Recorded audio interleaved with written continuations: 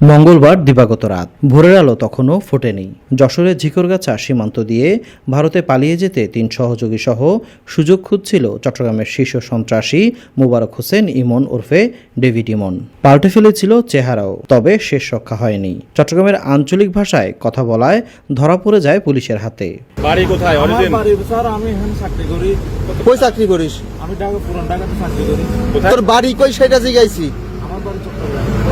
এরপর ৩ সহযোগী সহ ডেভিডকে চট্টগ্রামে নিয়ে আসা হয়। বৃহস্পতিবার দুপুরে জেলা পুলিশ সুপার কার্যালয়ে এসপি মাসুদ আলম জানান, গোয়েন্দা নজরদারি ও তথ্য প্রযুক্তি ব্যবহার করে দীর্ঘদিন চেষ্টার পর তাকে গ্রেফতার করতে সক্ষম হয় পুলিশ। যশোরে যে জমজমপুর এলাকা, ওইখানে মোটামুটি ভোরের দিকে ৫টা বা এরকম ৫:১৫টার দিকে আমরা কিন্তু এই যে ডেভিড ইমন সহ আরো ৩ জন, মানে সব মিলে 4 জনকে ওখানে গ্রেপ্তার করতে সক্ষম হই।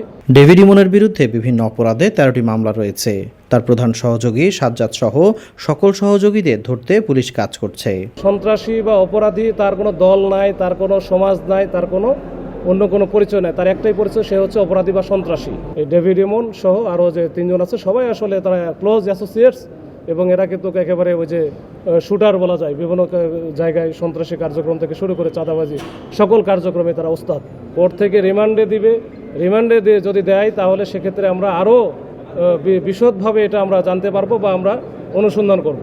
গত 13 জুলাই চট্টগ্রাম নগরীর বাকুলিয়ায় একটি ইন্টারনেট সেবাদাতা প্রতিষ্ঠানের মালিকের কাছে এককালীন 2 কোটি টাকা এবং মাসে 10 লাখ টাকা চাঁদা দাবি করে না পেয়ে ভাঙচুর চালায় ডেভিড ইমনের অনুসারীরা। নাইমুল ইসলাম, বৈশাখী সংবাদ, চট্টগ্রাম।